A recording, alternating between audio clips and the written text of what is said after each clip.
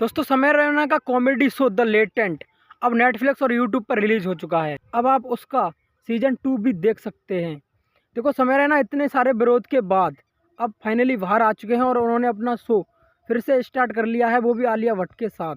जहां हमें समय रैना के पहले ही रिलीज शो में आलिया भट्ट देखने को मिली। वैसे आज के टाइम में समय के शो में बड़ा एक्टर हो या छोटा, कोई भी जाना नहीं चाहता है, क्योंकि पिछले विरोध के बाद लोग अब डरने लगे हैं। लेटेंट का सीजन 2 पूरे 1 साल बाद आया है। उसके बाद समय रैना ने अनाउंसमेंट किया कि लोगों ने हमें यार बहुत परेशान किया। उन्होंने ये बात अपने शो में बताई। देखो, अगर आपने सीजन 2 का पहला एपिसोड देखा होगा तो आपने कॉमेडी तो देख ही ली होगी भाई, उस लेवल की नहीं है जो सीजन 1 में थी। लेकिन अब यार एक चीज़ तो बहुत यूनिक और कंट्रोवर्सी वाली मुझे फिर भी लगती है।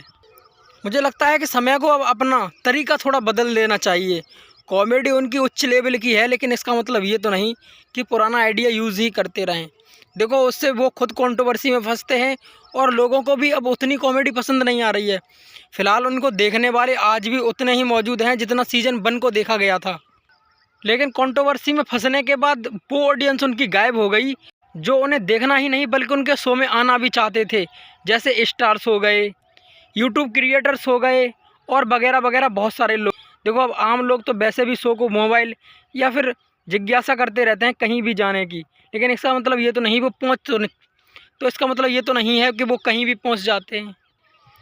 लेटेंट का सीजन 2 देखो, न्यूज़, इंस्टाग्राम और गूगल, यूट्यूब्स, कहीं भी आज बात कर लो, हर लोग हर जगह एक तरह की बात नहीं कर रहे। लेटेंट के शो को लेकर कुछ लोग दोबारा विरोध जता रहे हैं तो कुछ लोग खुश हैं।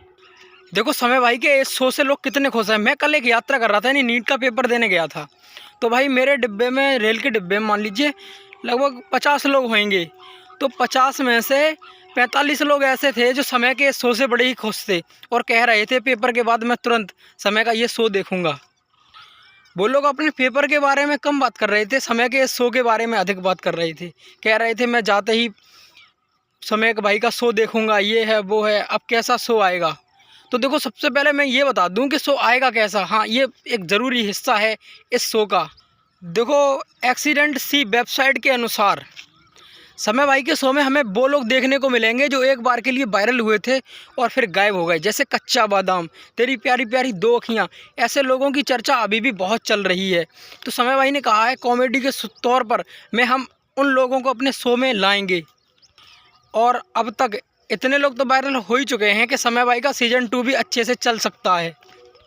समय भाई का जब सीजन 2 मैंने देखा तो भाई तब तक 34 मिलियन लोग उस शो को देख चुके थे।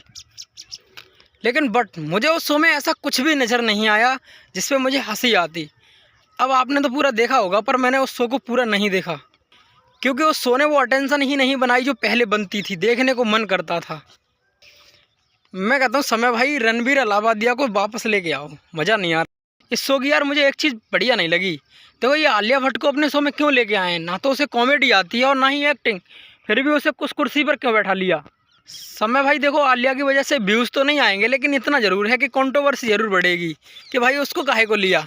कोई और एक्टर थे, कॉमेडियन बहुत थे, किसी को भी बुला लेते, सुनील पाल को बुला लेते भाई, वो तो तुम्हारे शो का अहम हिस्सा बन जाता। सुनील पाल इज़ ग्रेट मैन भाई। वो किसी शो में जाता है या प्रमोशन के दौरान तो अपनी बेइज्जती बहुत कराता है, लेकिन बाद में घर आकर अपने लड़के से चंपी कराता जाएगा और फिर उस पर सफाई देता जाएगा। चलो भाई बाय, समय हो गया, चलते हैं। ओके।